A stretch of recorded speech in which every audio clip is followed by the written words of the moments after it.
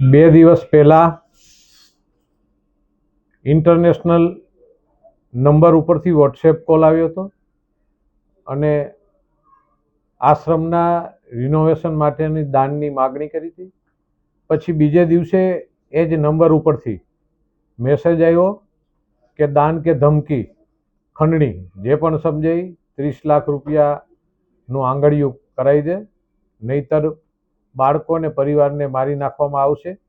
આવી ધમકી એ નંબર ઉપરથી આપવામાં આવી અને અભદ્ર ભાષાનો ઉપયોગ પણ કરવામાં આવ્યો. પછી રોનક ઠાકુર નામના વ્યક્તિને અમદાવાદ આંગળીયું કરવા માટેનો એમનો મેસેજ આવ્યો અને એમના નંબર લખ્યા. એટલે એની આધારે પોલીસની અંદર કમ્પ્લેન કરી દીધી છે અને પોલીસ એ દિશામાં તપાસ કરી રહી છે અને પોલીસ એ તપાસની આખરી ઓપ સુધી પહોંચી ગઈ છે એવી મને માહિતી છે.